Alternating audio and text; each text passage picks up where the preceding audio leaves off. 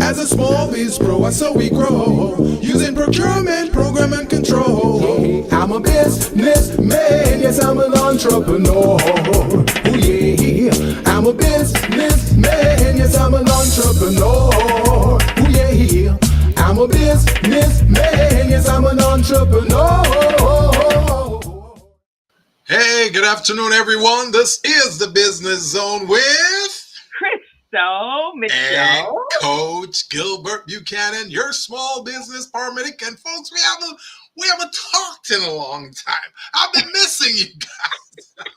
I don't know what happens to my transmission, but It's called technology, dude. Technology. But you're back now.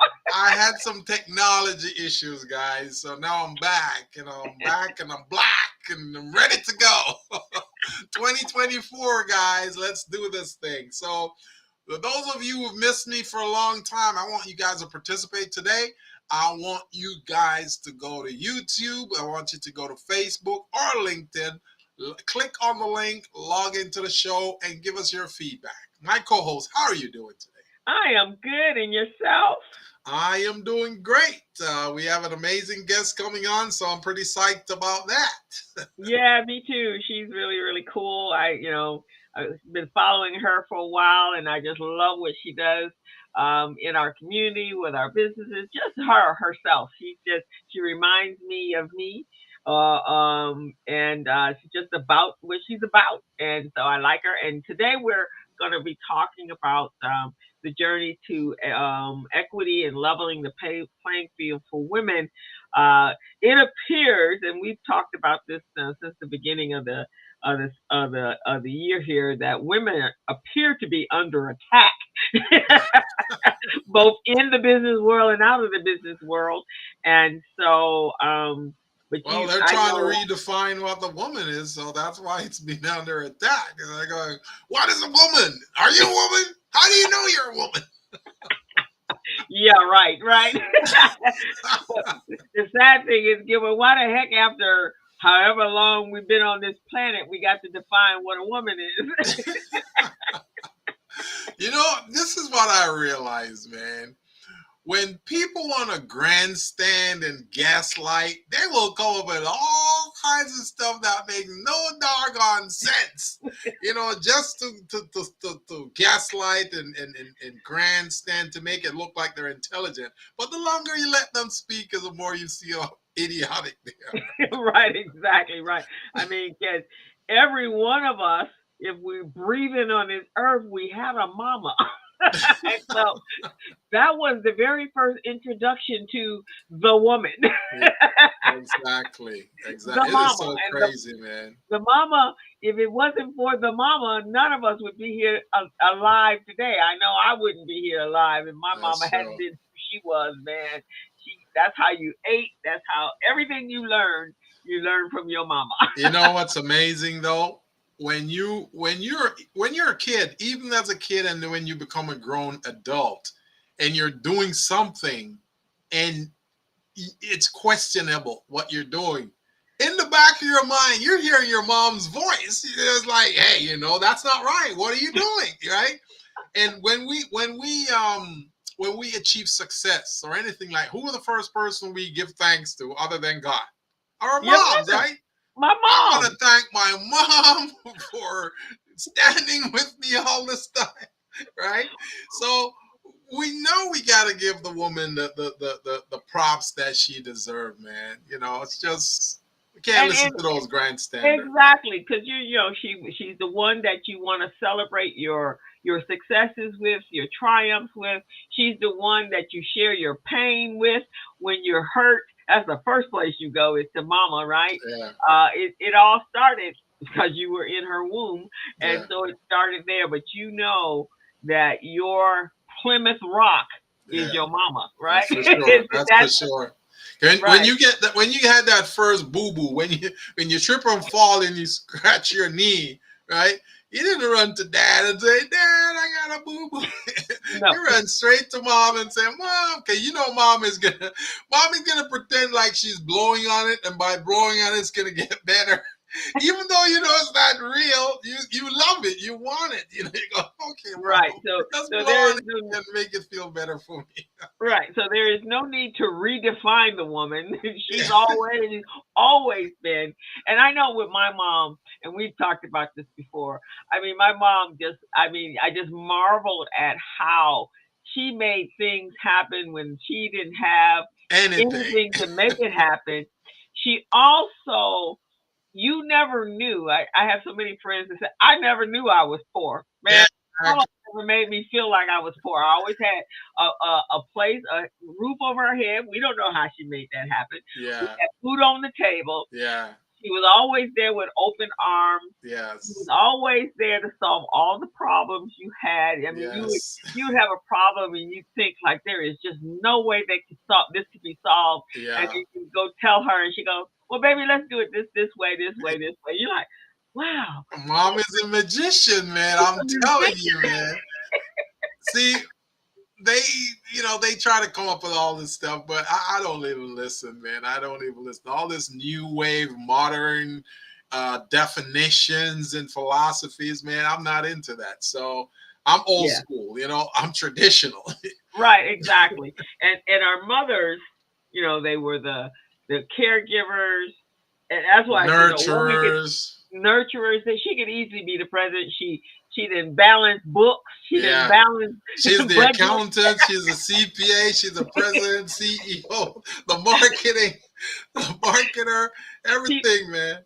she's a mediator. She's The a counselor, a counselor. the therapist. She's everything, man. She was able to balance all her kids. My grandmother had 13 kids, Yeah. and she was able to balance. The different personalities. She was Yeah. plus to have, manage, be there for her husband. That person, that Yeah. That's little a lady, superwoman right she's there, a man. superwoman. So That's why I anyone, give you your cape, co-host. I give you your cape because I know you're a superwoman. I see what you do, and we're here to give our guest that's coming on to in a few minutes. We're here to give her cape too because she's exactly. been doing some amazing things in the community. We talk about legacy businesses, legacy small businesses. She is a legacy personnel in the community, man. She's done some stuff that you know, it has made some changes. Even though she's working behind the scene, people don't even know what she does, but they're seeing the impact, the results. So we'll talk about Exactly. those today. And she also her impact as well in the C suites. Before she actually even got to the community. Explain to our audience, Crystal, what the C-suite is, and so they can get a better understanding of what it is and its significance. No, so that's in corporate America where you've actually reached to that supervisor management, standpoint where you have a voice and you're making a difference within the company that you're working in. Uh, in some companies there is a glass ceiling, but where they are, and generally, when I was in corporate America, those women didn't get the recognition of the flowers. Generally, they still were looked at in the supportive space, but however, they were the ones that were really making the moves. They were the ones that were guiding the energies of the organization. And I'm sure when Robin comes on, she can give you more of that. But that's what I saw from where I was working. But I was always, I didn't stay there long enough to see all of that because I got out, 15 years into the corporate world was enough for me. That was not my goal to get up there to that level. So I was, Right, I was making moves to get out right, before that 15 years even took place. I wasn't learning the ropes, but I do understand that there's a whole culture and a whole you gotta have some skills just to interact on that level and to be able to navigate your way through there. So that was not going to be my journey. right. So I never learned those skills, but I know she did, Yeah, and so can't wait to introduce her to you. yeah, But before we do definitely. that, how was your week? We're gonna. Oh man, my week was kind of crazy. I've had that. I've had that one client that I've been telling you about since last year, the year Hmm. before, man. That they're kind of unruly. They don't like to follow the rules. Mm. So I'm very conflicted because you know me, I'm a compliance person. I'm about doing the right thing, doing make sure things are done properly. But now I got to represent them. So it's like a defense attorney representing a criminal. You know it's a criminal. You know it's a criminal, and you're not supposed to be defending the wrong thing, but you gotta defend him because it's your responsibility as the consultant. You see what I'm saying? They don't listen, man. They don't listen. I tell them, I give them a checklist. I tell them what to do, what not to do. They don't listen to what not to do. They keep doing what not to do. I saved these What guys over not to do? 200 grand. I've saved these guys over 200 grand since June of 2022, right? I Wow, that's a saved them lot. 200 grand. Yes, because they haven't been paying their workers on time. They're not doing what they're supposed to do. So I have to go in, I have to, navigate and do some special things. But at the same time, man, I got my reputation on the line because I don't want it to be said in this community that, oh, Gilbert is supposed to be following labor compliance rules, and he's not doing that. He's helping this company to get away with it. So I'm ready to throw in the towel, man. I'm ready to say, hey, throw them at the wolves and say, hey, wolves, have them, man, because they're not complying. I had a client like that last year, and it's like, whoa, this is just, sometimes we get that client, and you have mine's actually worked out for itself, Yeah, but it was quite stressful, yeah. especially when it goes against who you are. You're right. If Yes, you're going against yes, who you are, you yes, know who is always in that situation are HR managers and yes, directors, because yes. they are coming from they want to be there supporter for the employee, but Yeah, their but paycheck is coming from the from the employer. employer, right? And the But employer doing a lot of bad things that they have to defend. It's like, yeah, it's a rough one. I understand that so well. that's what I had to deal with, man. And like I say, the money is good. I like the fact, I like it. It's a nice contract. Um, but I'm gonna have to sever my ties, man, because at some point I know God is gonna say, "Okay, Gilbert, you knew you were supposed to do some good stuff. Did you do those good things?" And then what am I gonna say to him? I'm sorry, I'm looking. Give me an excuse here. No, I knew better. So I'm Right. just gonna have to kick them to the curb, man. I'm And sorry. that's so funny because obviously in my core business, the accounting piece, I always have to make sure I'm standing on. I told somebody recently they were trying to push me to do something. I'm like, okay, I had to use the defense that they use for Trump. According to the general accounting, accepted general accounting principles, I love it. this is the way I have to do this. I had to go to the to Gap in order to back them off and like, look, So I'm gonna have to start saying, according to the professional services practitioners guideline, I can no longer do this. right, exactly. Because ultimately it comes down to one, you got to feel good about what you're doing, especially Yeah, in our capacity. We're not working for a governing body that tells right. us, or our paycheck it is predicated on our performance, but we ain't working for you. We're not working for you. We're working Right. with you. Exactly. That's Exactly, the man. difference. So Exactly. I totally get that. Well, my week was actually pretty good. It Do you realize it is already January 26th? It's almost the end of the month, man, which tells me that I need to get my Cover California medical thing taken care of. And I'm supposed to do that Medicare thing too, You're supposed to be right? doing the Medicare thing, but either or, you need to be doing it right now. Yeah. You're in another you're actually in open enrollment if you miss your first open enrollment, Yeah. which was to December. December 7th, right? Right. So now they're in open enrollment to March 15th. So you Y- need to take care of that. Yeah, I Yeah. know you're getting all them. I know you're getting tons of calls from the Medicare people because they You call know, you like, some people call me. They never identify themselves as Medicare. They said that's what some. they are. They said some medical, whatever they are, right? Yeah, that's what they are. They're calling you to give you your options, Oh, to okay. tell you. Basically, they're supporting their company, but Oh, they will give you everything you need to know to understand Medicare and how you sign up. But yes, they oh, are supporting their particular company. oh, But okay. there's a general guideline just for Medicare themselves. So you got to do that. Okay. Another thing that's looming as of January 31st for anyone that had 1099 contractors, your 1099 contract, your forms have to be out by the 31st. Oh, So everybody needs to get that done if you have not done. go So ahead and repeat that again, co-host, so yeah, they so can if hear. you actually have contractors that earned over $600, $601 to be exact, then those are contractors, and you need, if you haven't done it, hopefully your tax person, your CPA, your somebody has done it.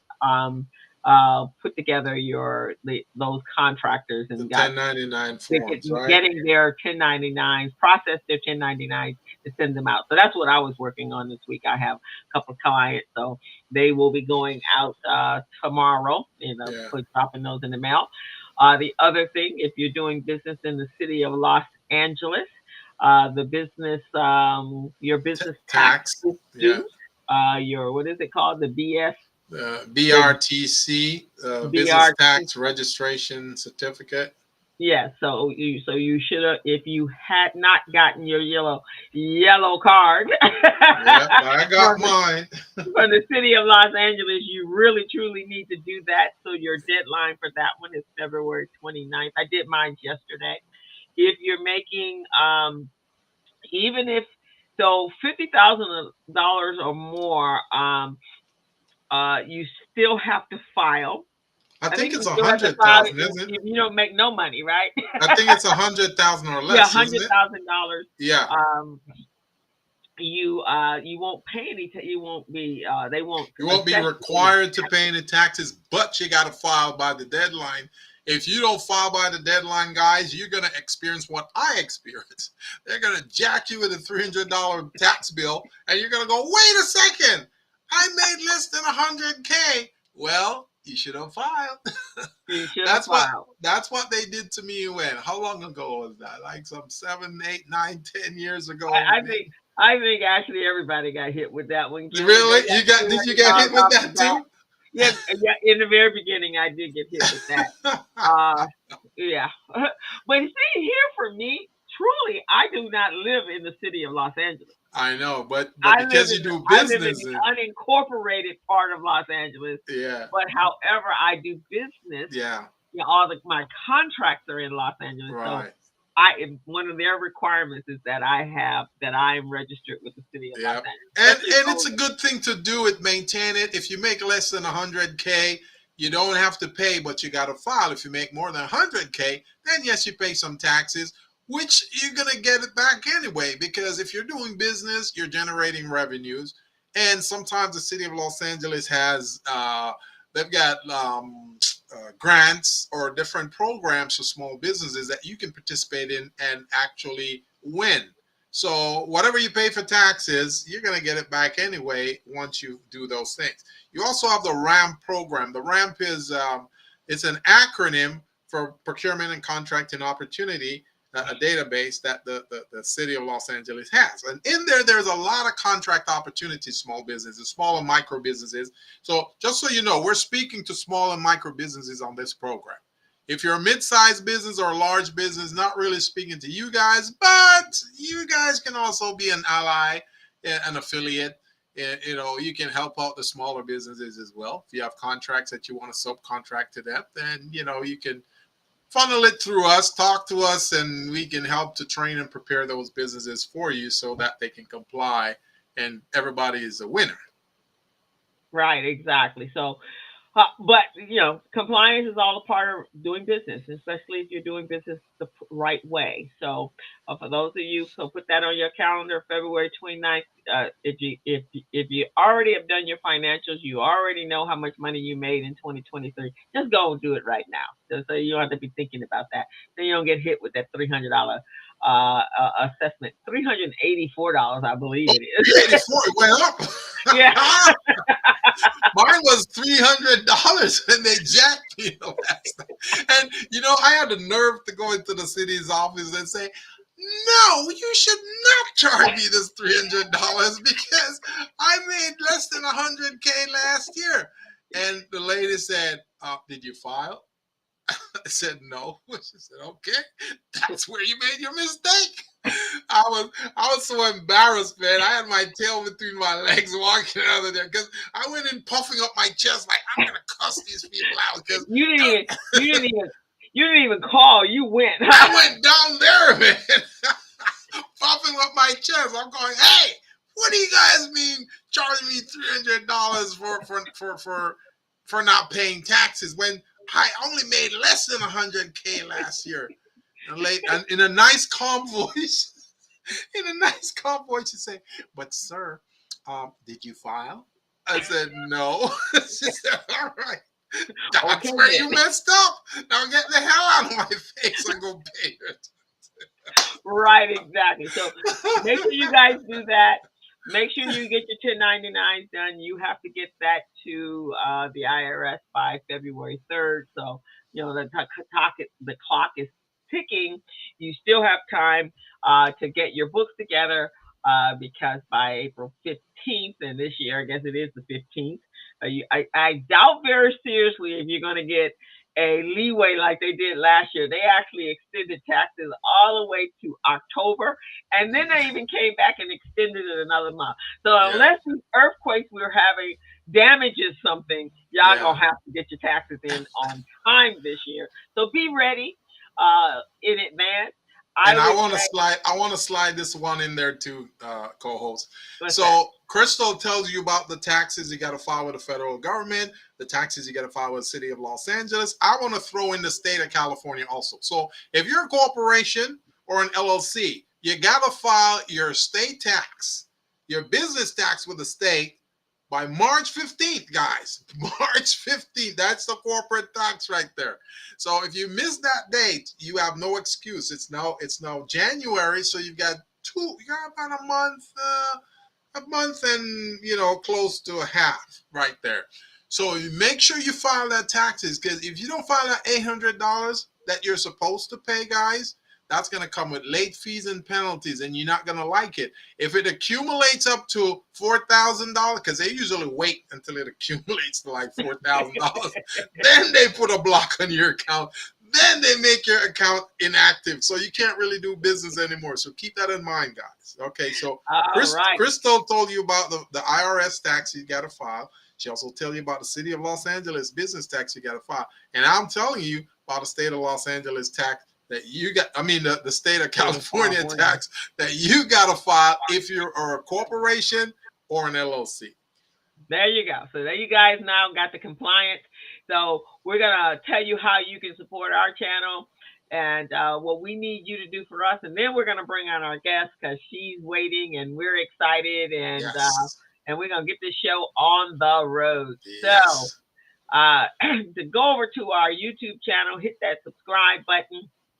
Hit a like button if you like what we're doing, and you can take a picture here with the QR code and it'll take you directly to our channel. But if you want to go on your own, you can go over to the Business Zone with Crystal and Gilbert, hit the subscribe button so that you get notification every week that we're coming on. We are here every Friday afternoon at 3 o'clock, and we have been doing this year in July, 8 years. So you can go over to our channel. We have over 700 videos on every aspect of business that you can find. And someone just scan the QR code. That was me. And I want to see if it worked. that was you. I want to see if it worked. All righty. So Gilbert just hit the subscribe button, so you know it works. So go ahead and do that. So with that, we're going to now bring on our guest. Let me make some adjustments over here so she can get the principal screen. The queen of the minstrel. Move her over here to where I am and put her right here, put her in the center. Hello, Robin. How are you? Hello, everybody. What's happening?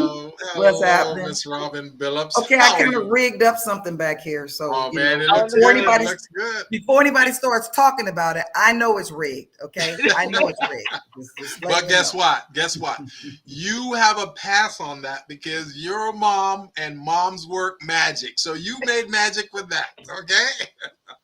I love what you guys were saying about the moms. You know, my sister, my mom got her wings in 2022, and we literally have been operating on those memories and that foundation and those colloquialisms and those little sayings that she used, and it's just you know, being a Black kid.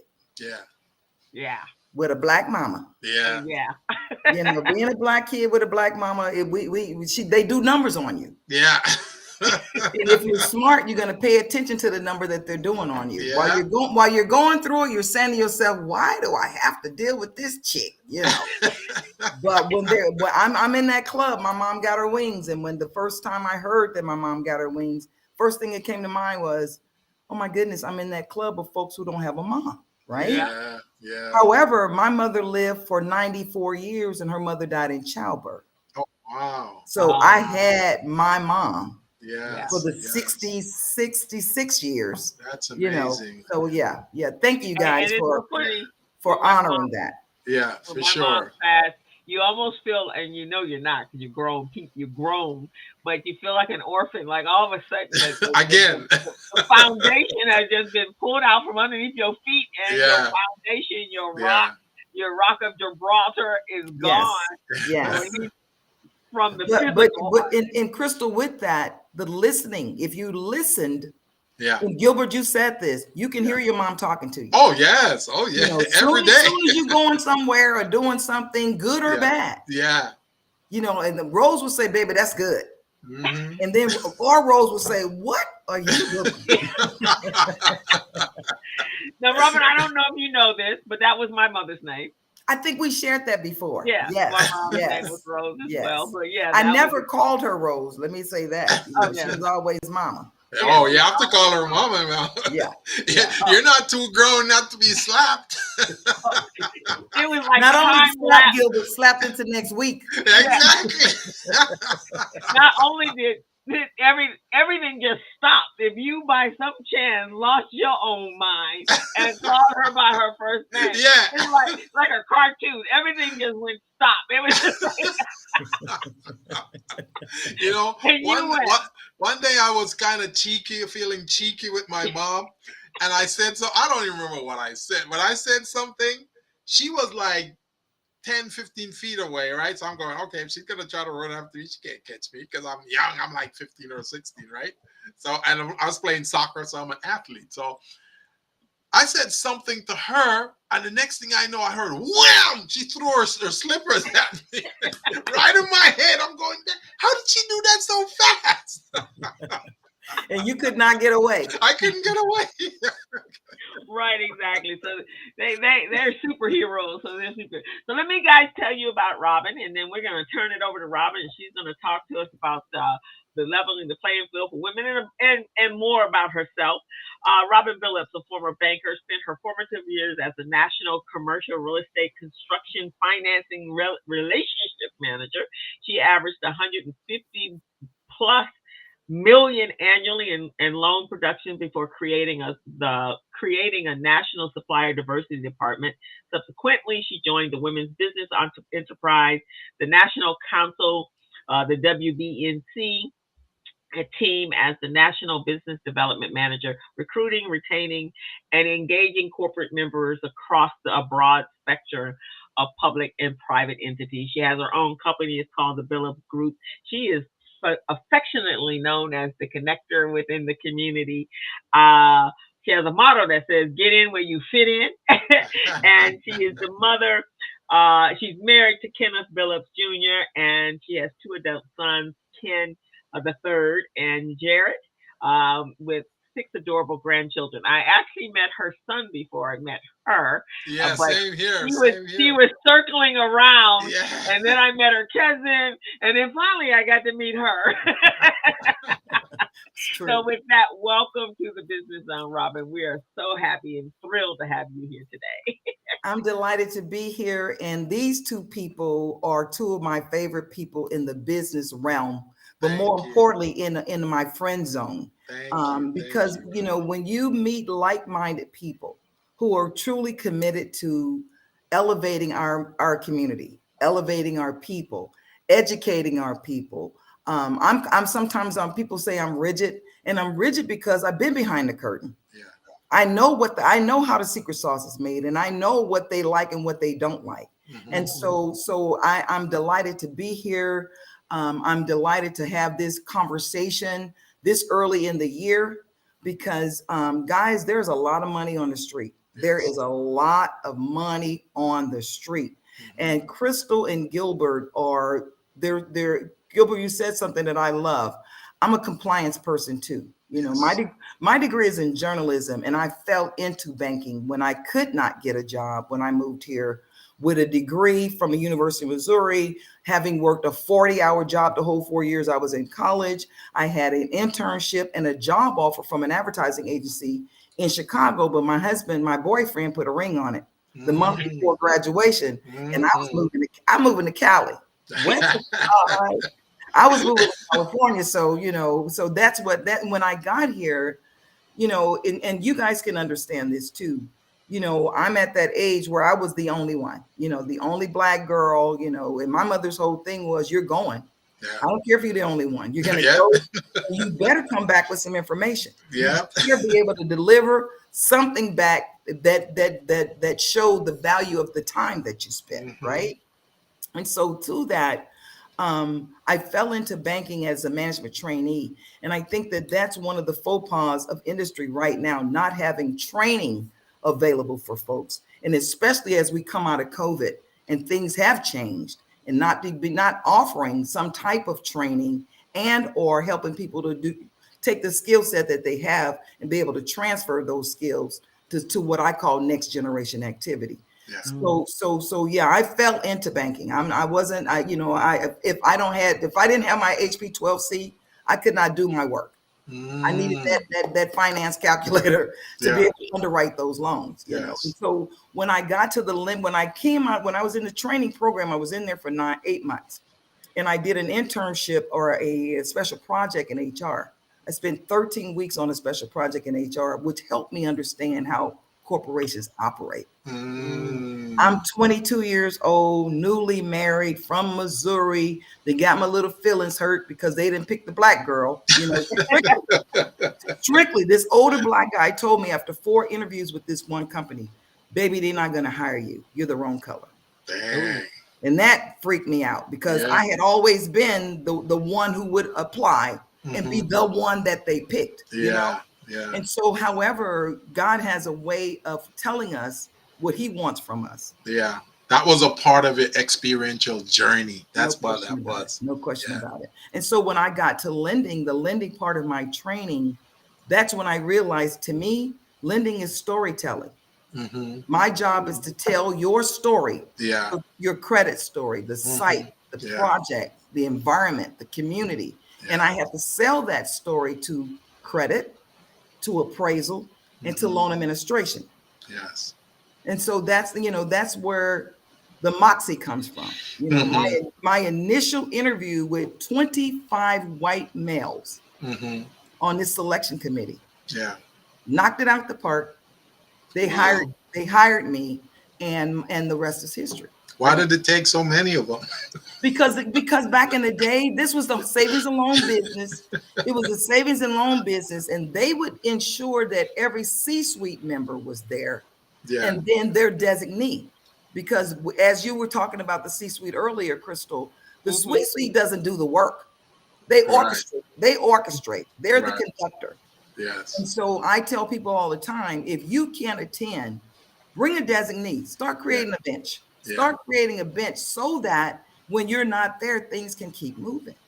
Right. Robin, have you written a book yet, Robin? Because I'm telling you, you got some nuggets there, man. You got some nuggets, which I believe, man, if you can put in a video or in a book and pass this on to the younger generation, because the younger generation, I don't think they have a clue as to what some of us went through, man, to make life the way it is for them. So we need to have something like that, you know? I'm working with my god sister. She's a writer. I write personal writing, but we've been talking about that exact same thing because she runs multicultural marketing for a major corporation.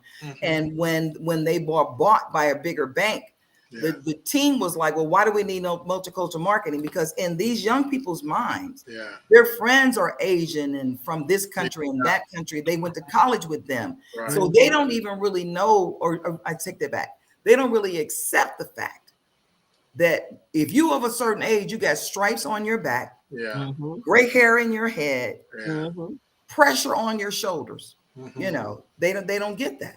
And then something, then they're making, $150,000, and the next thing you know, they get put out. Yeah. And then they don't want to tell anybody. Right. No, you're not gonna put me out. You can you can put me out, but you got to pay me. Yeah. You got to pay me. Robin, it's and I was just talking to Dave Ford, actually, from Edison, and I was saying that great guy. Great, fantastic guy. And I was just telling them, when we were coming up, there were people that looked like us that were in those C-suites that actually could bring you in. Yes. But I don't see that today.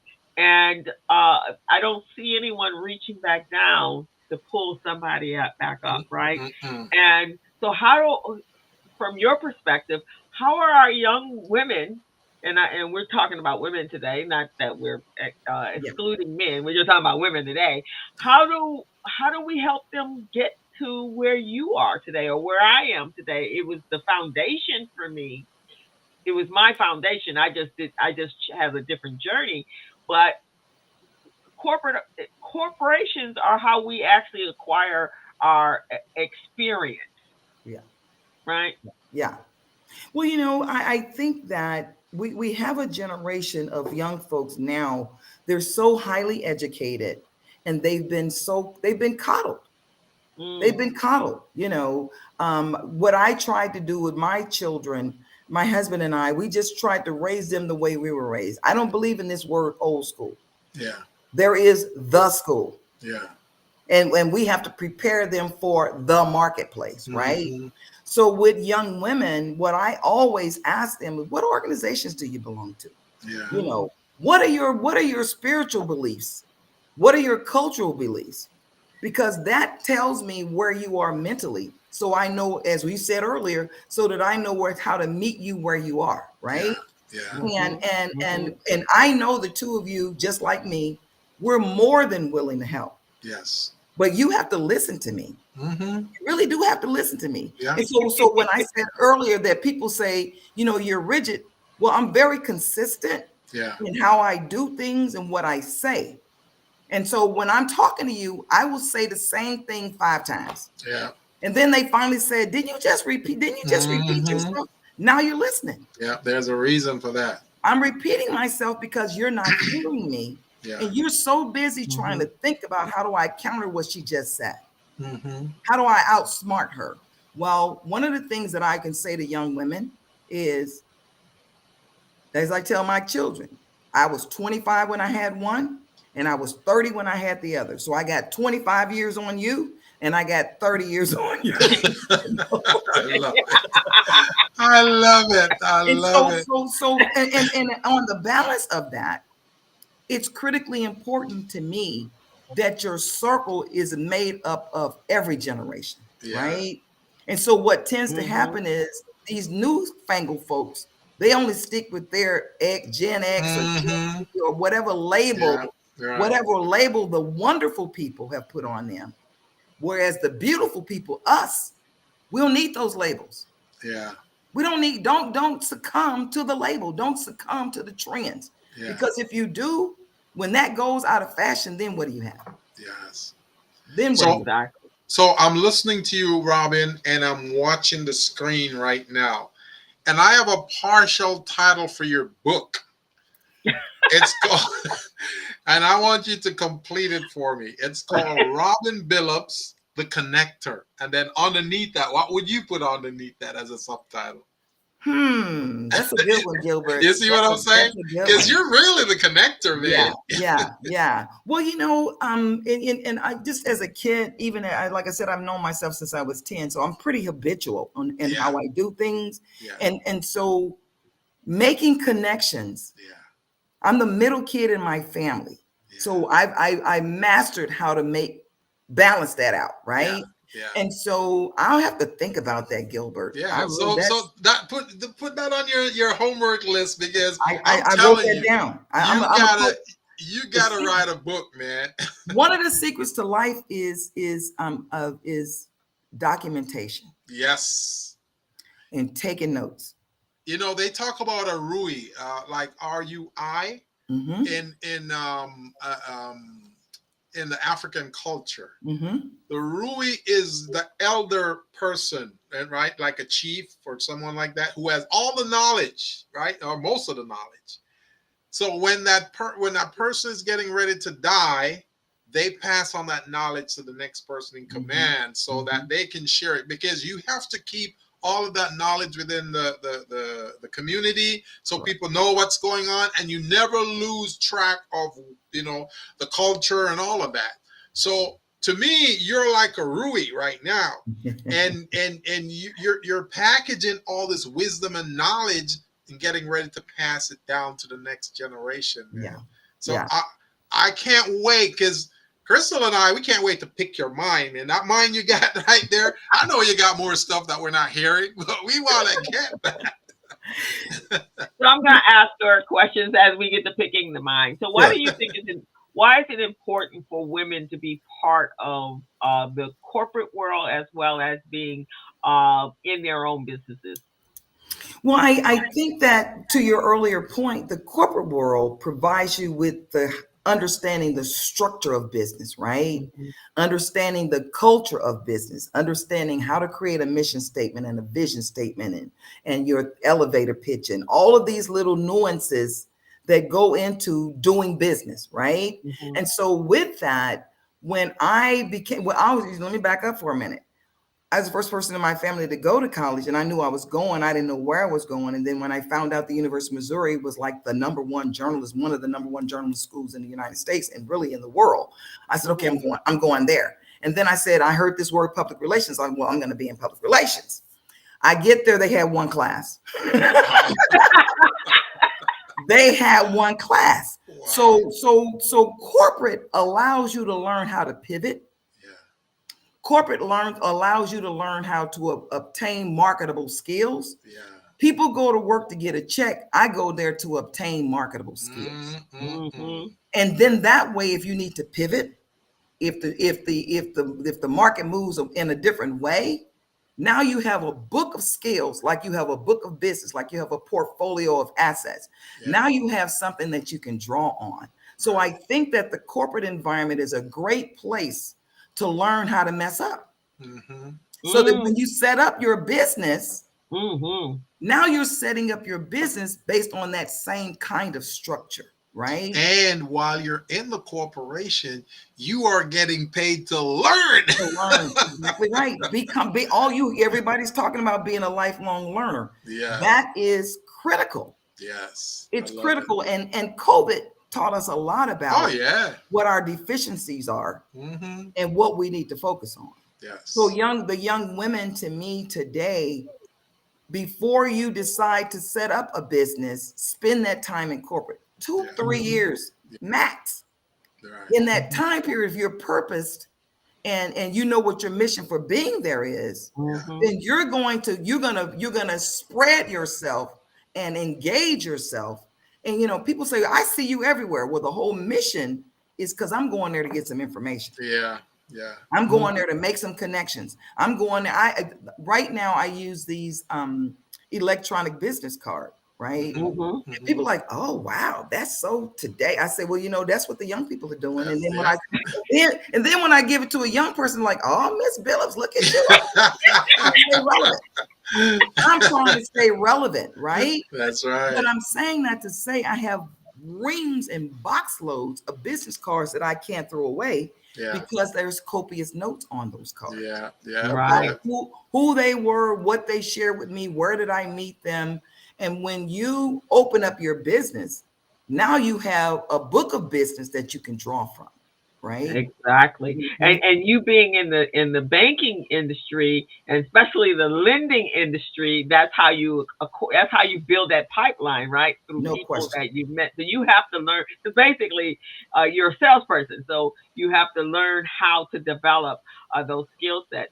And that's why I said when I met, we were circling in each other's in the perimeters of each other's lives, but I knew there was a reason I had to meet her, because she was very much like me. Because I too had the same philosophy about when I go somewhere, I'm going with a purpose to connect with people, because I never know when I'm going to need them down the line or when they're going to need me down the line. So the more I know, the more people I know, the more that will be beneficial for both of us. But also the education. So that was my master's program. Corporate America was my master's. Exactly. I went, right, because I was going into the accounting space. And I did that purposely because I knew that's an industry that is recession proof. But I needed to know how it worked from the inside. So all that information, that education that I learned, that's better than any MBA school out there, because they only teach you theory. I was actually learning practical services and practical ways of doing things to run a business, and what that looks like for the inside. So Crystal, you said something very profound, very, very profound. Everybody and their mother wants to get a master's and they want to be a doctor, somebody at, XYZ. Right. But at the end of the day, those professors who are teaching you have no practical skills, right?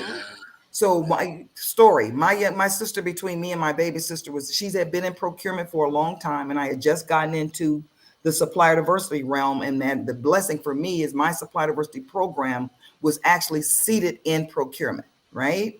And so my youngest sister called me. She goes, Rob, Pam has this 77-page paper she needs to write for her master's, and she's having a hard time. And I said, well, tell her to send it to me. She wants to, tell her to send it to me, because I wasn't going to grad school, And so she sent it to me, and I said, Pam, I want you to step back for a minute. You are a practitioner. You are going to be adjudicated by some folks who are just strictly academic. They have not run a business. They have not been a buyer. They have not been a category manager. They have not been where you are. I said, and then, she had asked my sister, well, how did Rob get in procurement? Well, Rob got in procurement. And so I told her, I said, this was 2006. So I said, Pam, supplier diversity is the thing right now. Let me send you all of these links and all of this information. I want you to take this information, digest it, and add it to what you have. And of course, she got her master's, she got an A, she graduated, life was good. But I'm saying all of that to say academics has its place. Yes, it does. Yes, it does. But at the same time, remember, you're literally there to be the practitioner for that information that you're receiving. See, that's what most people don't understand, that when you garner that academic experience and knowledge, when you go into the workforce, you get to apply that. Now you become the practitioner of the knowledge that you've acquired. You see what I mean? Yeah. And what you're learning also, you're also learning people dynamics as well. You see what I'm saying? So you're learning all of those things put together. It's just an amazing lesson, man. Amazing lesson. Well, I just yesterday I moderated a panel, the USC Minority Program of Real Estate Development. I went through that class in 1997, and I've never unplugged from it. The other thing, Crystal, talking about what women can do. What organizations do you belong to? Where do you volunteer? How do you immerse yourself in what you say is important to you? Yeah. You have a mentor. What mentoring. I was one of the young ladies that I'm coaching. I said to her, I said, there's such thing. You have a mentor, then you have a champion, and then you have a sponsor. Yeah. So we were talking. She said, well, he's my champion. I said, no, he's not.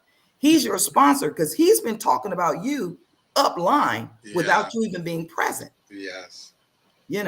And so again, it's critical. And so, when I moderated this panel, and I was telling them, we have a guy in from Birmingham, Alabama. We got some people from Washington, D.C., all across the U.S. and especially Southern California.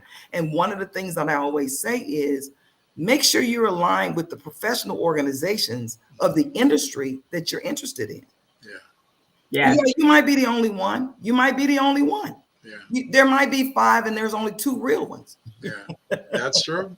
That's very, very true. But you have to develop that. And I know, Gilbert, you kind of got into procurement or supplier diversity along that lines as well, right? Yes. And it's not like they just open up the door and just welcome you on in. Oh, no. No. See, I started at the mayor's office, city of Los Angeles, and they put me in a position. It was like a basic position. I want you to help these small businesses, help them get certified. It was just one of those little mundane type position, right? But throw your bone. I call exactly. it a throw your bone move. Yeah. Yes. So then they realized that I was doing so much with these small businesses, because not only do I get them registered in the system, because the program was sponsored by the Department of Commerce. Right.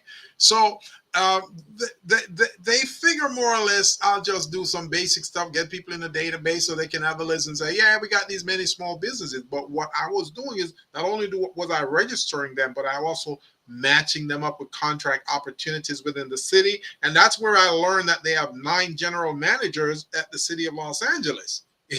In all these different departments, because each general manager control a different part of the procurement process. Yes.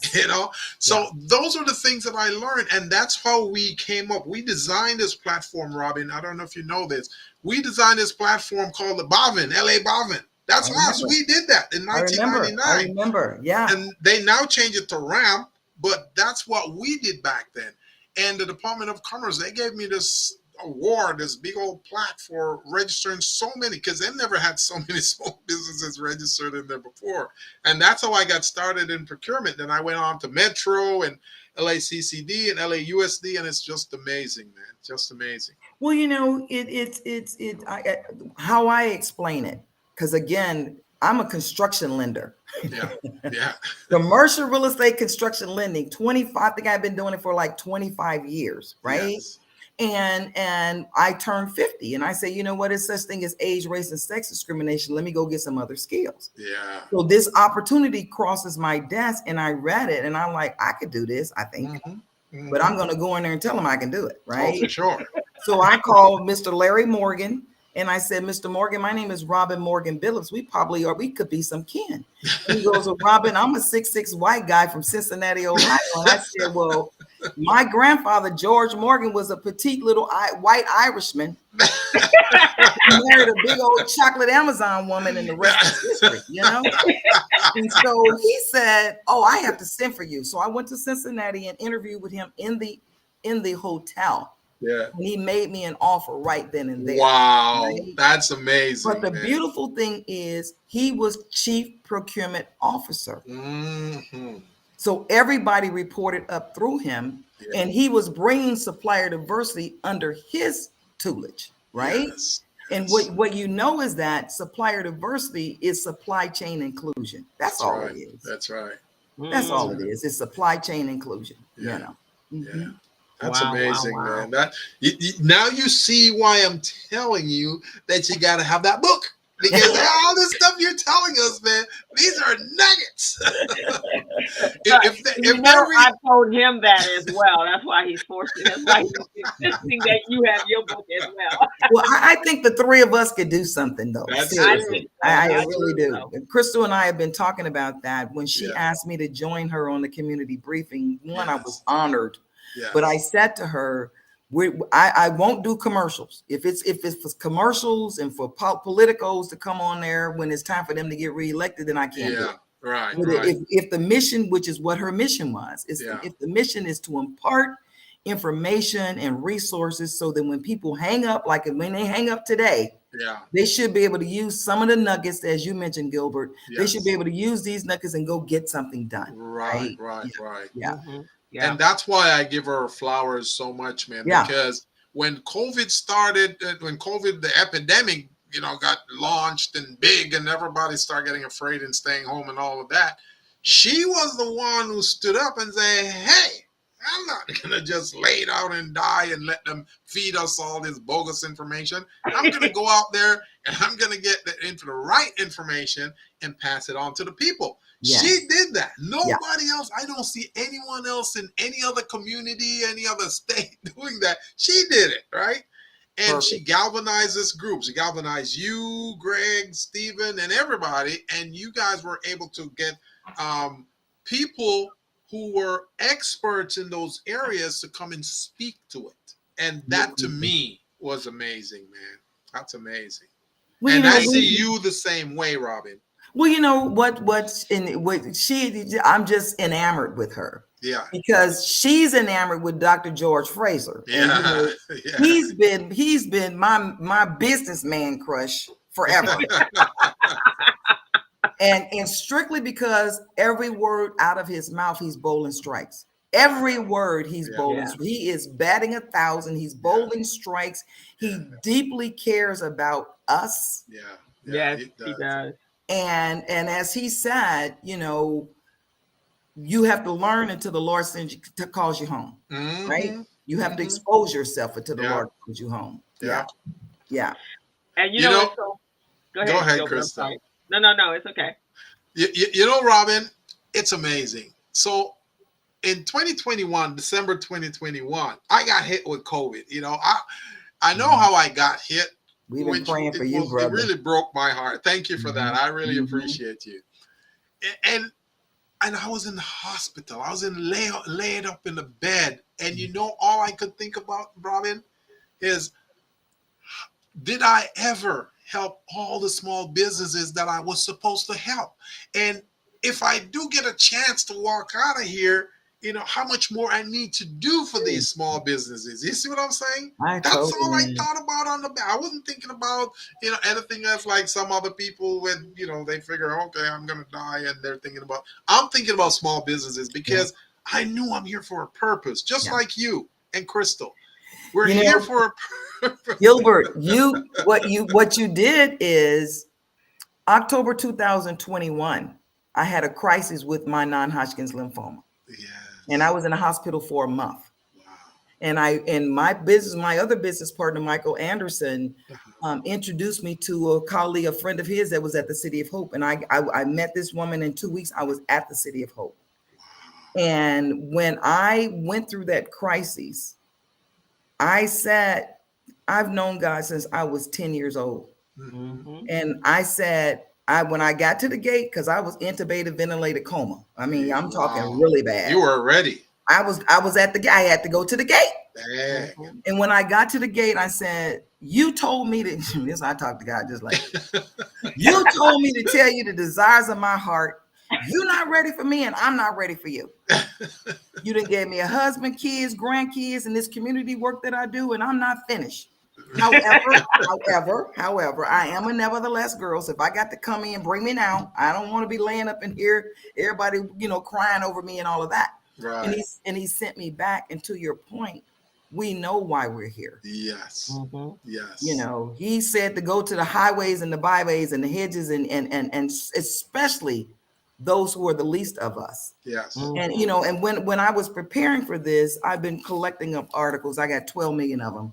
But the one that I really wanted to bring to the forefront, according to research from Brookings, Black-owned women businesses increased 18.14% between 2017 and 2020, outperforming women-owned businesses at 9% and Black-owned businesses at 13%.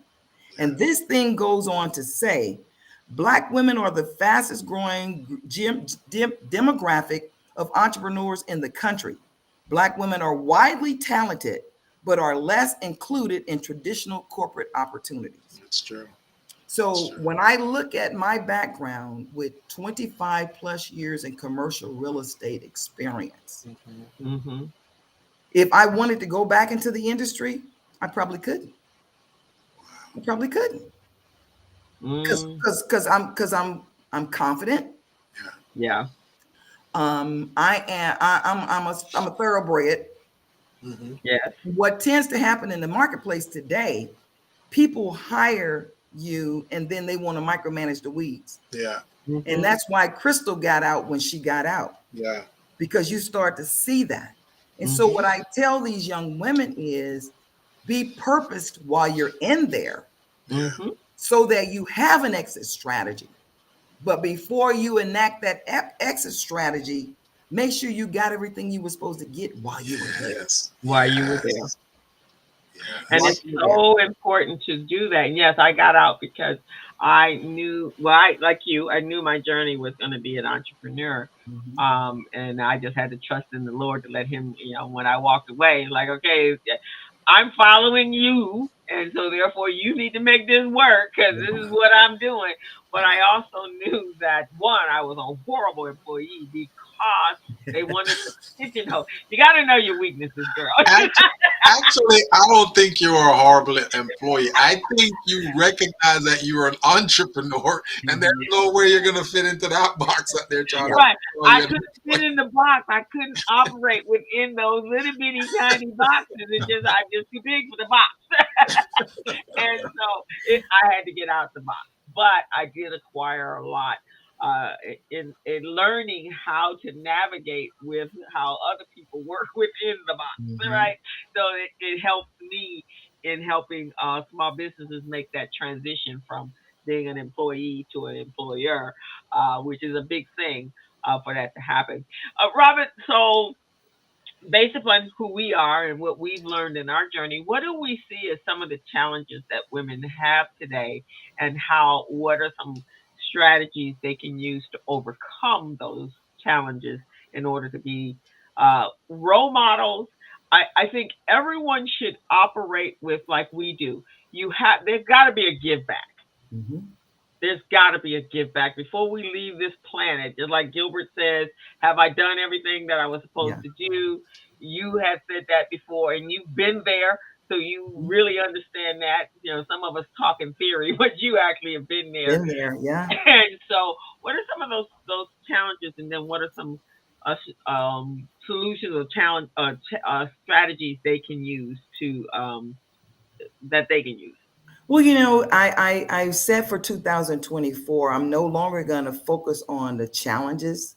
Okay. I'm going to look at them from a gap standpoint, right? Okay. We got some gaps in the way in how things are done, right? Okay. Because all of the other ethnic groups now have decided that they're going to raise up too, right? Yeah. So nobody wants to hear about the challenges of the folks who are truly the foundation of the human race. And on the foundation, I truly believe that we are the moral compass for humankind, right? And so that's why I'm saying I'm going to look at the gaps. So some of the things that I think are critically important is you have to do your homework. You have to do due diligence. You have to do research. And the beautiful thing about being in the marketplace today, the girlfriend named Google, wow, that girl got all the information you need. And now they've added AI on top of that, and that chat GI, whatever that thing is, GPT, they've provided you with a set of tools that you don't have to start from scratch. No, you do not. But you have to own the fact that that's just research information provided by a human being, right? It's Yes. not the computer providing you with information. The computer is kicking out the information that a human being input in there, right? And so you have to spend time getting yourself educated. You have to spend time honing a relationship with a bank Mm. before you need to borrow the money, before Mm-hmm. you need a credit card, before you need to buy a house. You need to find that banking relationship, because as you guys talk about every week, there is a team of individuals that if you haven't interviewed them and vetted them, and so that when you need them, you're ready to just pull them off the bench. But what tends to happen is people wait till their hair is on fire. Mm-hmm. Then they call Gilbert, then they Mm-hmm. call Crystal, then they call Robin. Yeah. And with that, now I'm the question asking fool. I'm gonna ask you 85 questions. Yeah. And I don't want you talking, women. I don't Yeah. want you talking. I want Yes. you answering the question, and I want you listening. Yeah. I need you to listen to the answer. Yeah. But Dr. Brazil used to run a college prep program out of Fame.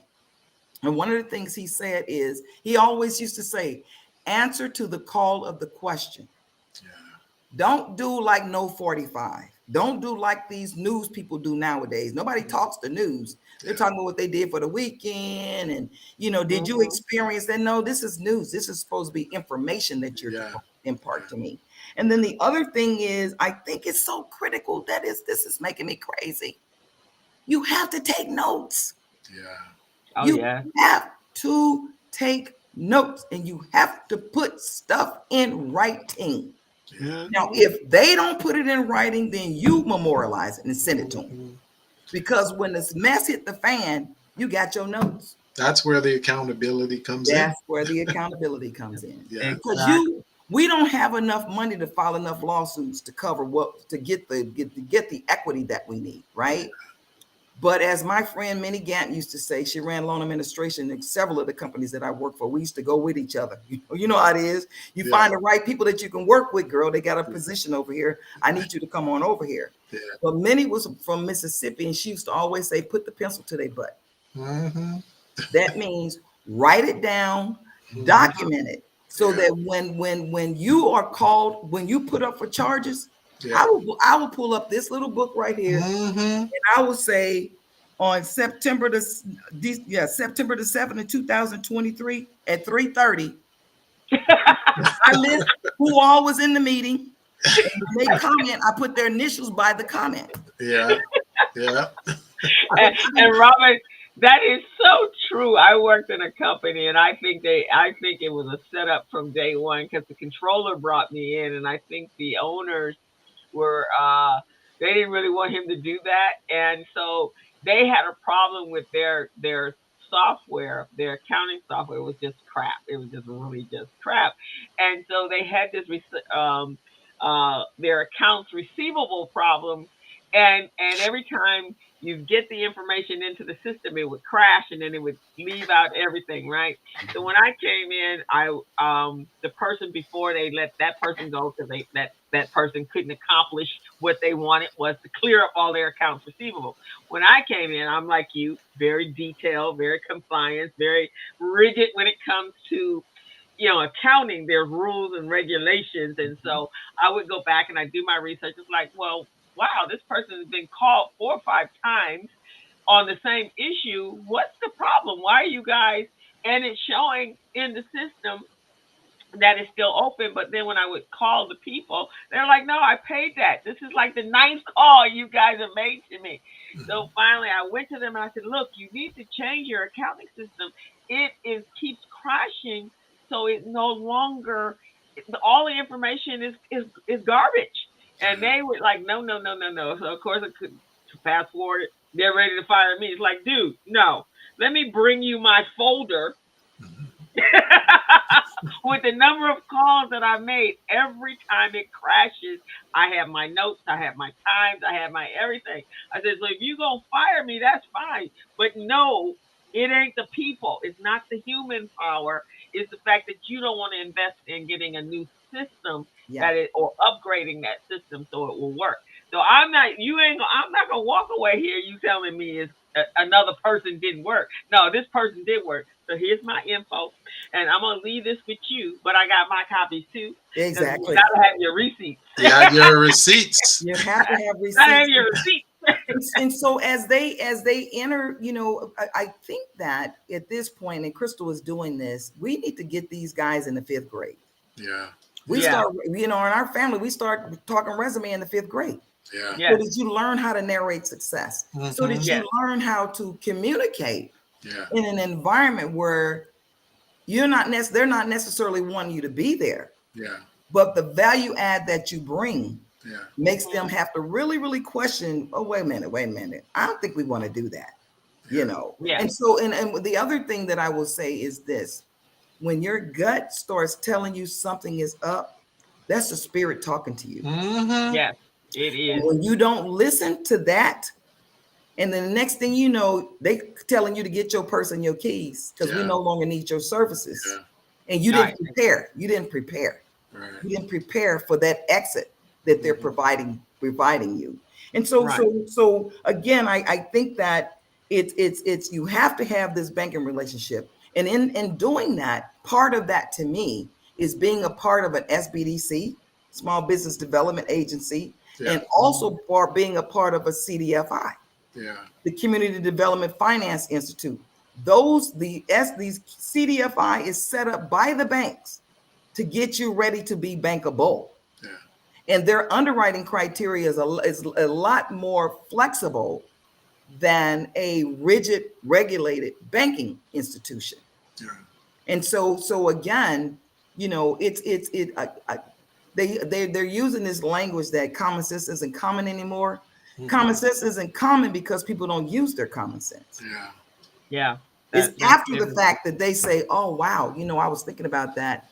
And I was thinking about calling you about that. Well, when you're thinking that, that's the spirit telling you you need to make a move. Yeah.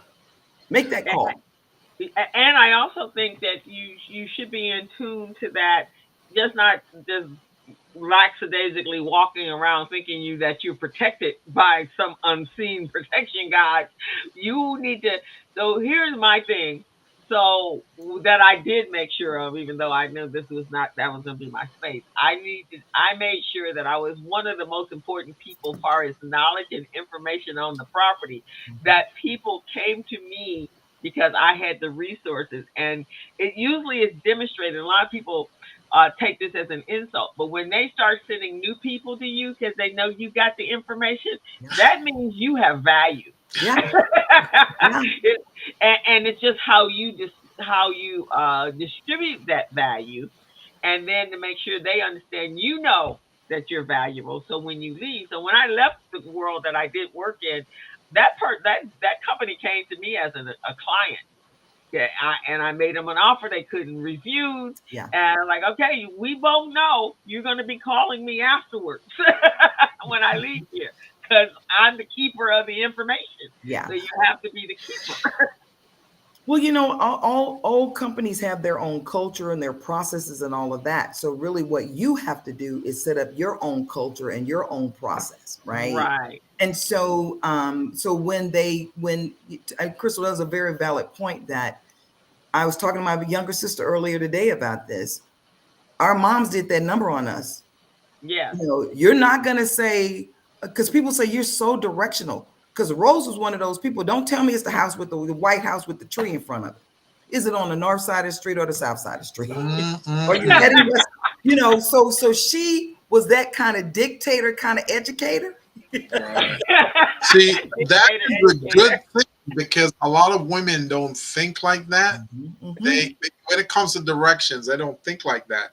So for her to be thinking like that, that's a visionary right there, man. No question. The other thing that I wanted to say too, you have to create allyship, right? Yeah. Every environment that you work in, there is somebody there that you can glom onto, that you can bring something to them, they bring something to you, and you create that kind of relationship that allows you to, I certain people, I'm like, girl, I need 10 minutes, I need 15 minutes. Crystal, I just need 5 minutes. Sometimes it's just a vent. Because Yeah. if you vent, then they get you back on course, right? Yeah. Right. Or if it's this is what I'm going through, and then she will minister to me, and that's what I call it. She will minister to me to get me back on course, Yeah. Mhm. And one of the other things that I want us to stop saying, I want us to stop saying old school, Yeah. Yeah. because it's the school. Yeah. Mhm. When you think about if you were in school anytime in the 70s back, and I'm talking 79 back, no matter where you went to school, how old the building was, how old the books were, you got a solid education. You got a solid Mhm. education. So I'm gonna make my effort effective today, yeah, not to say old school anymore, it's because you're the right. school. It's That's the the school. school. Yeah. Yeah. Mhm. So you guys, I don't know if you're reading this, but lately, in my hearts of heart, I've always wanted to own a charm school. Oh, Mm. I think that's Because I excellent, truly man. believe that people need professional etiquette, Hmm. business etiquette, Yeah. personal etiquette, That's right? true.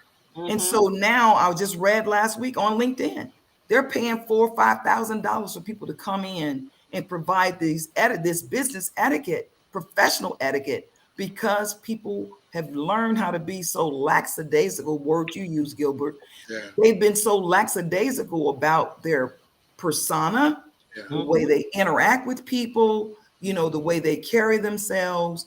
I tell young people, young ladies, you don't have to have a date to the prom. Ask one of your guy friends. You Yeah. guys go together and go and have a good time. Have a good Mhm. time. But with those things that happen in high school, those banquets, the cotillions, the prom, all of that stuff gets you ready for those business dinners. Yeah. Mhm. Yeah. It gets you ready for that networking environment that you're going to be in. Mm-hmm. And make you comfortable to interact and make connections. That's why I said George Fraser was my guru, because he taught me how to network early. Network. I had the networking skill in place before I really had the business in place, because No question. what is it? Before you need them, already have them. Yeah. Yeah. That is true.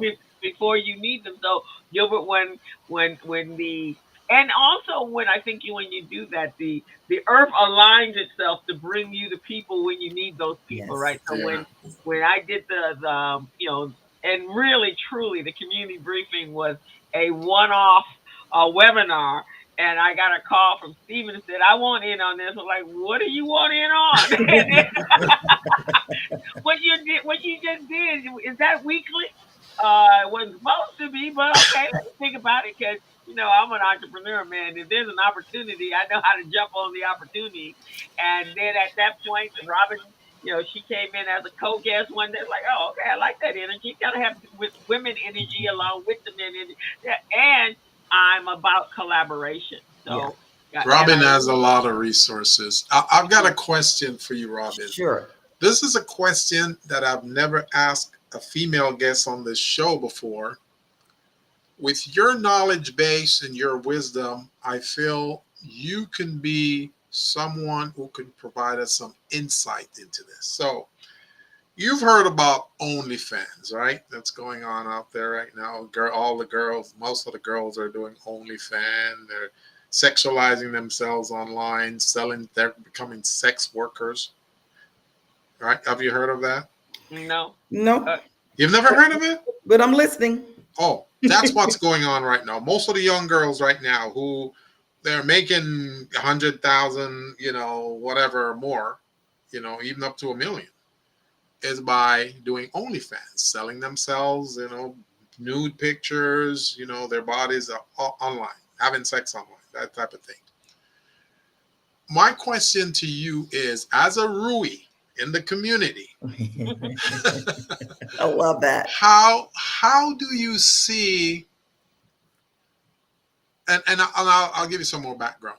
Some some of the women who do that, the OnlyFans, is because they don't want to do any other work. That's easy work for them. They make hundreds of thousands of dollars doing that.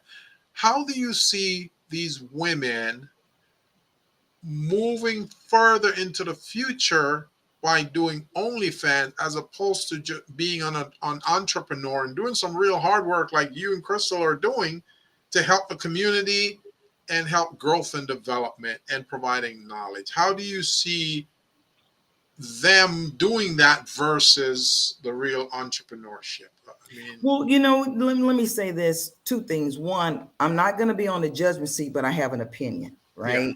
yeah, Okay. that's what I want. Your opinion. More importantly, um, folks make decisions based on what they've been exposed to, Yeah, right?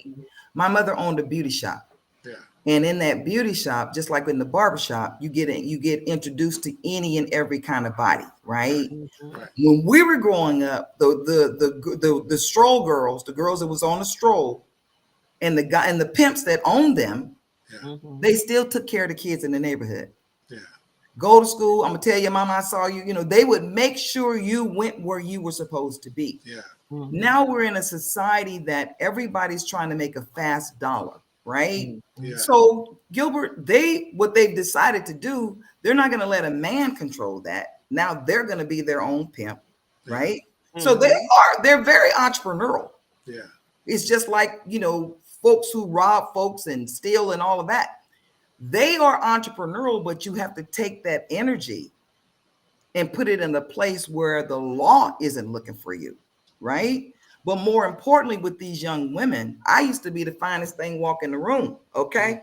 But mm-hmm. it ain't my turn no more, Yeah, right? And yeah, so when you're doing that, you literally are using up your young time period, which is the time that you do your learning, you do your Mhm. growing, you do your developing, you accumulate the tribe that you need in order for you to move out to what I call next generation activity. yeah, Mhm. So really and truly, I could see somebody coming from some place where they had nothing, and this is where they saw an opportunity to make money. And then they flip the script and say, okay, I'm only going to do this for this amount of time.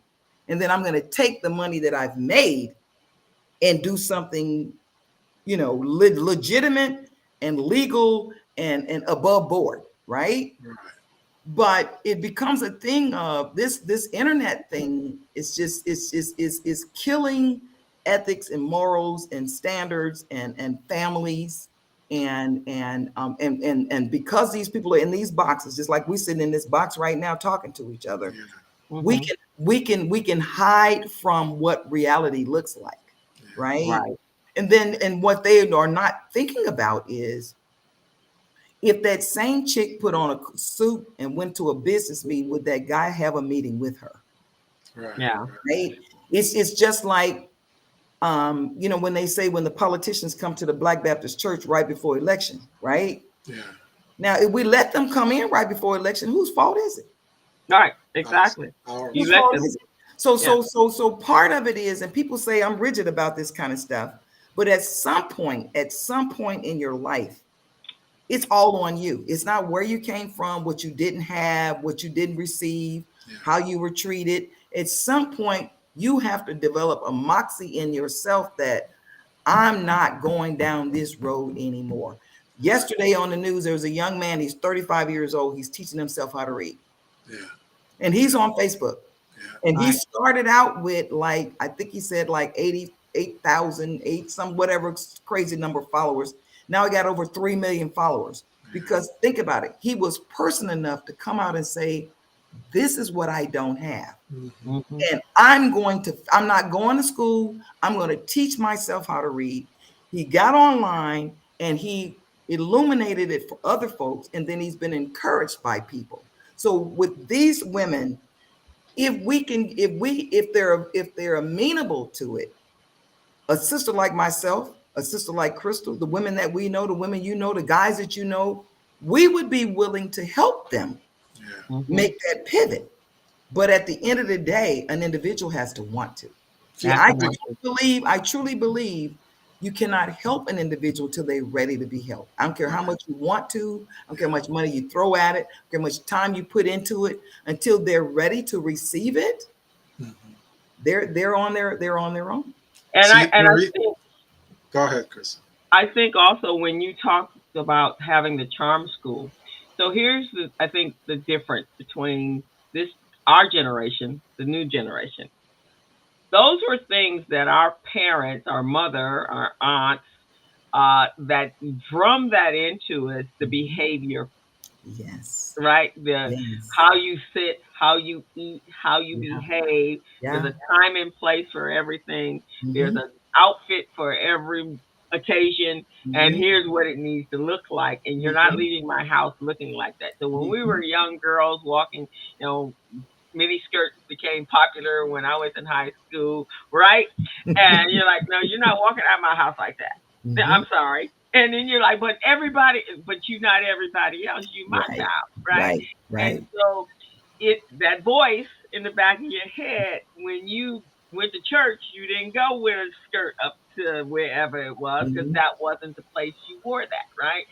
But today, the internet, and it's good and bad. The internet says I can wear a dress anywhere I want.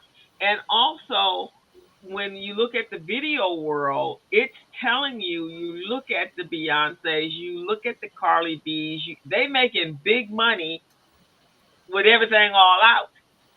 But are they getting the respect? Because that's the problem. Yeah. Where does the respect lie when and there's no and my mom used to say this all the time, there has to be an allure. Let the imagination work. Yes. You don't expose everything and they don't get to use their imagination. Yeah. You dress to with dignity for yourself that and you provide some mystery and allure. But young ladies today are not there. There's no mystery and allure because certain people have said it's okay for you.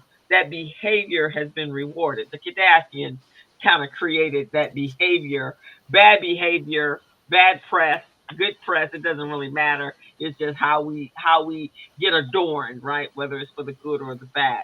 But I Mm-hmm. mean, that was big in my household.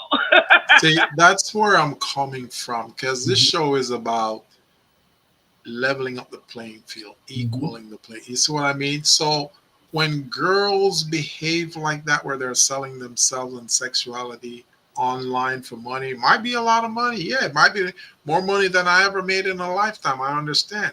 But is it worth selling your soul, though? Is it worth But they selling your don't know soul? that that's selling And their soul. they don't think that far, right?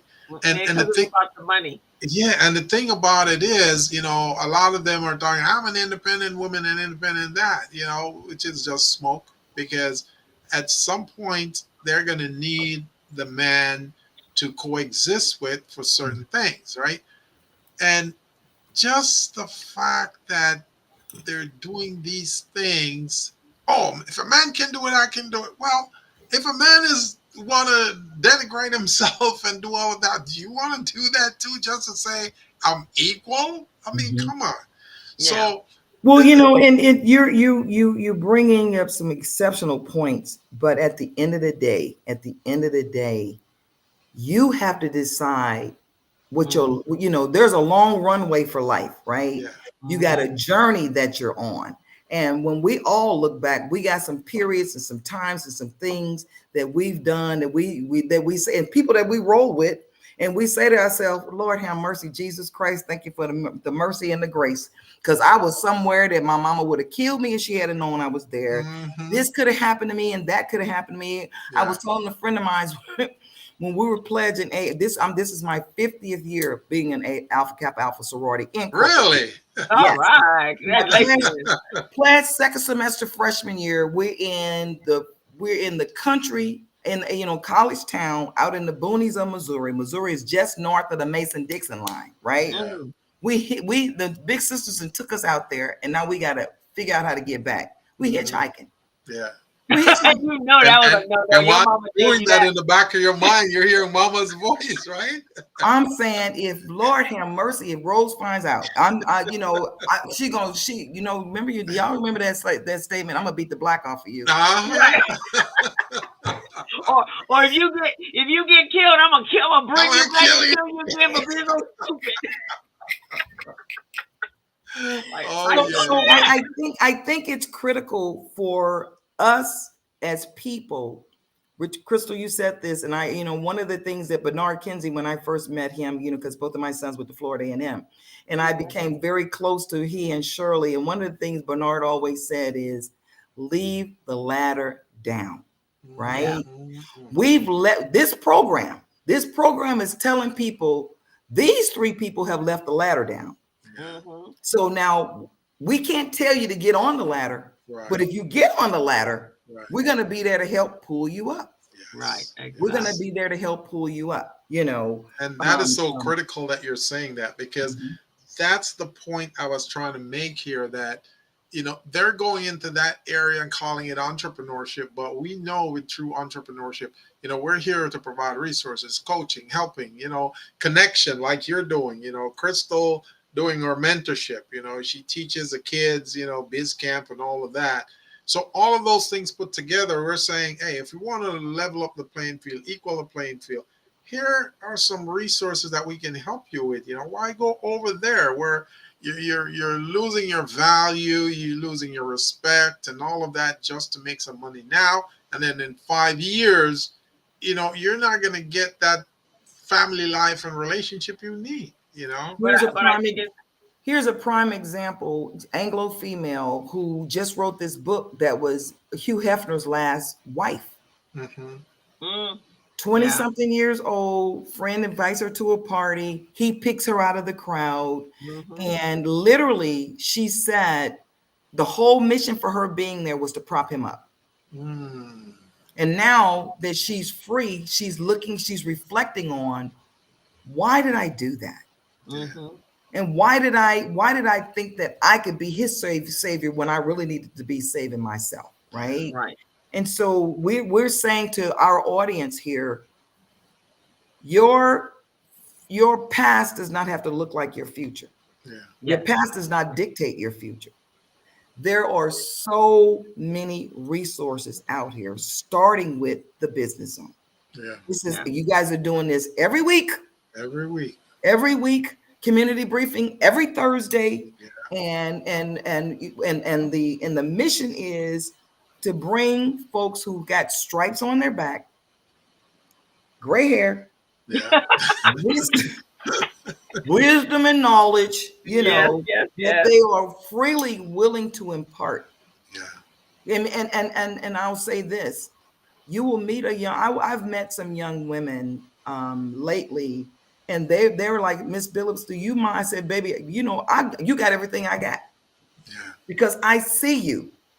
I know you and I see you, and I already know what you're about to deal with. So let me help you get prepared for that. You're not gonna miss the hurdles that are thrown at you, but you can be prepared for them. You can be prepared for them, and that's our purpose. You know, we already understand our purpose on this planet. This morning, and this kind of brings all this together. I posted. Every morning I post 2 or 3 different positive quotes. And so this morning my quote was, if you have the opportunity to do amazing things in your life, bring someone with you. It's Simon Sinek. And that's where we are. You know, we've gone through life. We're on the other side. We're in the 4th quarter of whatever that is, and planting our seeds for what we wanted. Using wisdom like their mom's small voice in the back of her head, the person that guided us, that taught us, that molded us. And so a lot of times, Gilbert, what we're seeing today, a lot of these young ladies didn't have a rose in their life, and don't have that voice. And a father figure too. Yeah, that voice is what kept us out of real. Believe me. Go ahead and do that if you want to. Yep. I've gotten myself out of so much trouble just by hearing that voice. That voice is like, go ahead and try that. Just try that if you want to. But they didn't have the roses or whoever else is. What was your mom's name? Gilbert, what's your mother's name? Alethea. They didn't have Aletheas and whomever in the background telling you that be careful because you're about to step over that imaginary line right there. You know what the weird thing was about that, Crystal? Whenever she warns you about something, it always happens. And that's what would scare the heck out of me. You know, she say, hey, you better not go to that dance tonight, you know? And I said, why? Well, you'll find out. and I disobey her, I go to the dance. They shoot up the dance. You see what I'm saying? And I'm Very going, good. oh my God, I need to Yeah, listen. they were super women. So we're gonna come close to close the show. Robin, what would you say your superpower is? I ask the kids this all the time. Persistence. Okay. Mm, I'm deeply faithful. yeah, No, I'm take that back. I'm deeply spiritual. yeah. Okay. But my superpower, I think, is being persistent. Okay. Consistently persistent. Is that such a Okay. word? I don't know. Yeah, consistently. Gilbert, what's your superpower? I think my superpower is the ability to be a shepherd because I always want to learn and nurture. So I Okay. think that's what it is. Because even when people get upset with me and don't follow my instructions, I'm still inclined to help them. You know, Yeah. yeah, they call that unconditional positive regard. Mhm. So I always wanted to, like a doctor, right? A doctor, they take this oath to help any patient they can. And even a patient who killed their family members or did harm to them, they still have to help them. You see what I'm Yeah. saying? Yeah. That's unconditional positive regard. And I have that to my small business population. And, I just feel that Okay. All right. My way. How about superpower is yours? How about yours? What's yours? discernment. I Oh. have a knack for. I guess it's a heightened intuition It's and called spirit of discernment. the spirit of Yeah. discernment. So I Yeah. think that's mine. So, Yes. and those are the things that we carry through our lives. Yes. I didn't have children, but I passed that on to all the kids that I'm connected with. Yes. And resourceful. I Yeah. think that's another superpower that I have. And so that's what we have to have in this life. We have to have those of us. And if we're and for women to leveling that playing field as a woman, you have to identify what your strengths are. Yeah. I want to ask you two ladies this. What words or advice would you have for females who are trying to become entrepreneurs? They're thinking about becoming entrepreneurs, or they're existing entrepreneurs, but they're not doing that well. What words of advice both of you would have? I tell people all the time, and I tell people just in general, you know, you look at a Nike, you look at these brands that have been highly successful, Mm-hmm. companies that have been highly successful, mimic what they're doing. Hmm. Somebody said recently they don't like that statement of fake it till you make it. Well, guess what? Mm-hmm. We have to. Right. We all Yeah. do it at We some don't, we point don't or get the another. choice not to. Yeah. If you're in and you don't, like Crystal said earlier, you don't know everything, but you're there and you're absorbing and you're adding your value add in the areas where you have the strength, but you're also there to listen Yeah. and receive. Yeah. Yeah. Yeah, I would agree, and I also just being prepared, doing your research, acquiring as much knowledge as you possibly can, and then I'm gonna close it with get yourself a coach, get Yeah. yourself a mentor, Yeah. Yeah. get yourself that person that will help guide you along that pathway. Right. Well, and to your Be point, Crystal, when you look at my description, it says assessing, mm-hmm, coaching, and getting people to a strategic plan. People will write mm-hmm, a business plan, but they don't have any strategy for it, Yeah. right? So you have to be more strategically thinking, and that's when Gilbert, or like you said earlier, Yeah. being in the corporate environment teaches you how do they strategically do that? Mm-hmm. Why did Mm-hmm. they go that way versus this way? Yeah. So, That's Crystal, true. great point that you need a coach. We all Yeah. need to be coached. Yes. And I tell people, I'm not the owner, I'm not the general manager, and I might not be the coach of the Lakers, but I want to be on the bench. I want to play offense and defense. yeah, exactly. I There you love go. that. You And have to, and yeah. and it's amazing. This bring it back full circle for all of us here, Crystal, because we did a show, I think two shows ago, where we did revisiting the E-Myth book. And Mhm. in there, they talk about three principles that entrepreneurs need to practice every day in order to be successful. One of them is to be an entrepreneur. Mhm. One is to be a manager, Mm-hmm. and the other one is to be a technician. Mm-hmm. Those three categories provide different results for the Yes. business. You see what I mean? Mm-hmm. Yeah. So if we embrace the things that was just spoken here today on this show, the things that the Rui Robin has brought to us, I'm gonna get that on a t-shirt. yeah, the Rui and Crystal, it's just amazing that all of those things putting that together, man. How can an entrepreneur fail? How? If we're incorporating all of those things, man. And Robin, man, we got to have you back on this show. Anytime. We got to have you, man. Anytime. We're so like-minded and we're so committed to this space. Yeah. And Crystal hears me say this all the time. I have 6 grandchildren, 3 girls Yeah. and 3 boys. So I'm still actively engaged, one, because I want to stay relevant, Yeah. but 2, because I'm trying to lay tracks for them. Yeah. Mm-hmm. I'm trying to lay some tracks for them. Yeah, because man, if we left today, a little scary for our babies. Yeah. So we got to lay the track so that they will have a pathway and a course that they can follow based upon that voice in the background. So, Robert, before we close out, you got something big happening with Mr. Michael Anderson. Is it announceable or is it still? Yes, it is, you guys. Tell us all about it before you leave us. We are working on a $65 billion request to the federal government.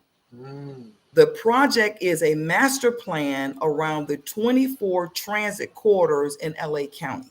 Mm. Within a 1-mile radius of each one of those transit corridors, to refresh the existing housing and add modular units to those sites so that if a person loses their job, they still have cash flow coming in. Those properties are owned by seniors who don't have the funds to remodel their space. So the money that we're requesting is to provide them with up to $300,000 to refresh their property and add these new units and new construction. But in order to be able to do that, we have to fix the infrastructure and we have to make the transit usable. And when you look at the fact that we have all of these major activities coming to Los Angeles and all of the cars that are here, if we can get the transit updated and user friendly, and we can get the infrastructure updated, and because there are actually wooden pipes in the Black and brown communities. Really? Because they're over 100 years old. Wooden pipes? Wow. Where? Wooden pipes. So when you look at what Biden has done in his administration, there's transportation money, there's Justice 42 money, there's housing money, there's environmental money, there's pockets of money that will allow us to petition the government with the support of a host of individuals and petition the government to bring that money to our community and improve these neighborhoods, and then folks can go back to where they grew up and live. Robin, I like that idea for a lot of reasons. Mhm. One specific reason about that. A lot of homes right now, when they were built, they were built like in the early 1900s or whatever, right? But the replacement value that they have was for that time. It's not for today. So today, if you're building a house, you're spending, $500,000 or $1 to build a regular house. Now, I'm not talking a mansion, right? Yeah. So the insurance that covers that is not at the current rate today. It's going to be at the old rate, like, 75, 100 years ago. So I like that program you're talking about because that's going to force them to step up the replacement value. Think about it. If there's a fire in your home right now, the replacement value is going to be what you paid for what it cost when it was built. Very true. So that I like that. You guys, I really want to come back and talk about this because a couple of things. One, everyone, do not let any insurance lapse. Because the insurance company, car insurance, health insurance, homeowners insurance, business insurance, they're not going to let you back in. No. Right. They're not going to let you back in. No. What you're talking about, Gilbert, is called functional obsolescence. Yeah. That property has already lived its expected life. Yeah. And so when you hear people say, I want to pay my house off, well, before you do that, pull somebody, you're sitting on top of money. So Yeah. before you do that, upgrade your roof, your plumbing, the electrical, get the work done that you need to get done. Don't go buy the luxury car, put the money in, invest in the property. Because at the end of the day, the only way you build generational wealth is owning property. Exactly. Right. And especially if it has those wooden pipes that you're talking about, we need to replace those and put current pipes in there. Well, you know, and finally, active engagement in our own community, right? Yeah. Go to the city council meeting, go to the planning commission meeting so you can hear what's going on and you can voice your opinion and not be on Nextdoor or Facebook or Instagram talking to somebody who can't do anything about it. Exactly. And vote. Right. Now you see why you've earned the title Arui, right? not just everyone has that title now. You are this community elder who understands. And you know what, Crystal? She doesn't even look like an elder. When I first met her son, and then we start talking, because I met him at LAUSD, right? Because he was working for, I think it was Hansel Phelps or one of those he was working for, right? And when I first met his mom, when he said, "Hey, this is my mom," I said, "Well, that's your sister, dude." He said, "No, that's my mom." I could not believe it. He told somebody yesterday, "I came out of her." I'm like, and the guy looked at him like, "Yeah, that's my big baby. That is my baby." That's how I met Ken as well with LSUSD. Yeah, man. We just started vibing since then, you know. And then the kids have come over to the park. But this has been fantastic. Yes, you got to come back. Michael, she got to come back. Can come with you. I think that would be great. Let's make that happen in Black History Month. I think that's a. You know what, you guys? It's this whole thing about real estate and what that looks like and how that happens. I think there is a play for me to be able to because again I've been behind the curtain and nobody's the thing about me is I'm the employee that they never sent me to banking school or this leadership training or all of that. So everything I don't know, I learned by the trenches. Yeah.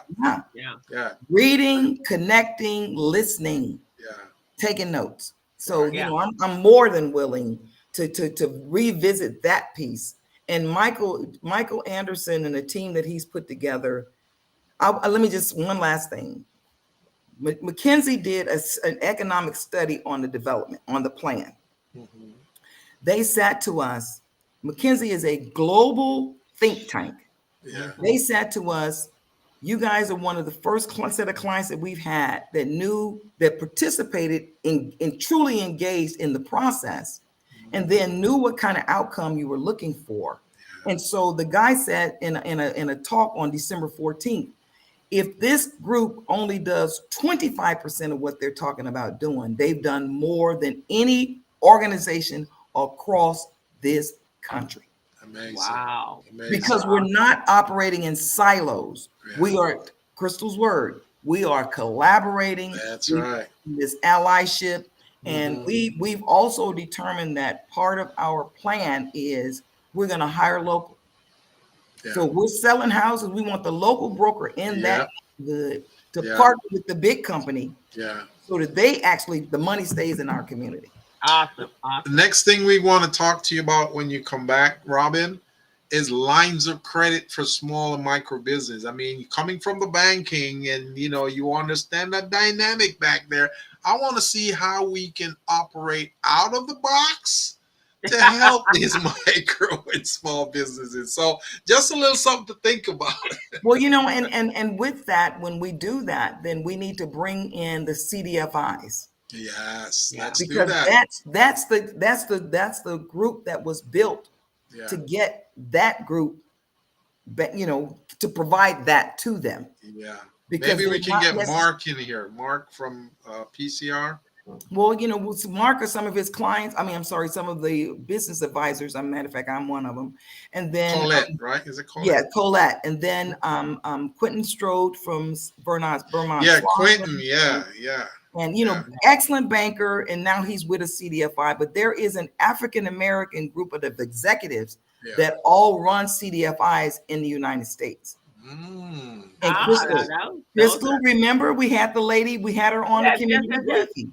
And she's the one that told us that they had created an organization of African-American led CDFIs. Oh, we need to get those all on the community. We need to get more involved with Quentin on this. Yeah.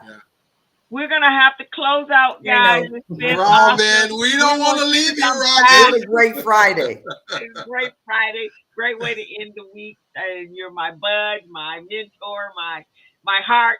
And I am so pleased that you agreed to be here today. And so I hope you guys have all been watching. If not, go on over to our YouTube channel, over to our LinkedIn channel, go to the Business Zone Facebook page, RBD, wherever you want to go get us. We are out there. But most importantly, go over to our YouTube channel and hit that subscribe button.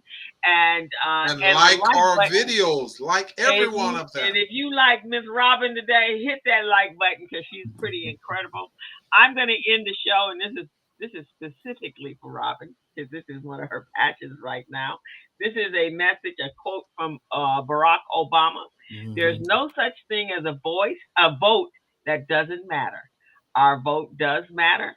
Make sure you guys go out and vote March 5th, and make sure you research before you click any buttons to make sure that it is in the best interest of us, our people, our community, and our youth.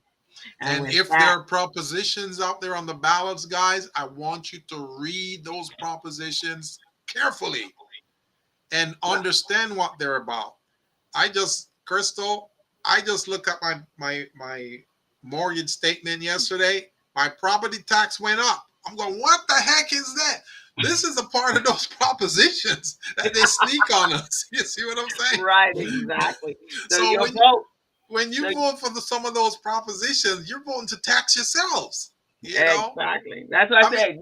You got to vote with yourself in mind, your children in mind, your community in mind, and the people that look like you in mind. That's how you need to vote. You need to take all those people into the ballot box with you. If I'm voting to tax myself, then I want to see results. What are they doing for the community? How are you helping us? Are you helping entrepreneurship programs? What are you doing? Because we're just voting to tax ourselves so those guys can get fat. Yeah. All righty, ladies and gentlemen. Thank you so much, Robin. We will see you again soon with Mr. Michael Anderson. I saw him last week at the City First Bank lunch dinner we had. It was awesome.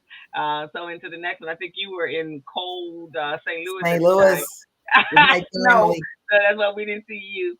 But Gilbert, you ready to take us out? Yeah, much respect to you, Robin. I mean, we have a high level of respect for you on this show and in life and in the community. We just want to let you know we really appreciate you blessing us with your presence today. And we can't wait to have you back on. I know February is going to be Black History Month. If we can get you on before that, we want to get you back because we got to talk about those lines of credit. my last comment. Mm-hmm. Gratitude is a memory of the heart. Let's keep making great memories. Oh, I love that. I love that. Mm-hmm. Mm-hmm. With that, guys, we're gonna take you out with our outro, and we're on every Friday from 3 to 4:30. This is the Business Zone with Crystal and Gilbert. And as you know, our job here is to be great stewards and ambassadors of small and micro businesses. We're here to help you guys. We're not here to ostracize you, kill you, harm you, do anything. We're here to help, guys. Okay.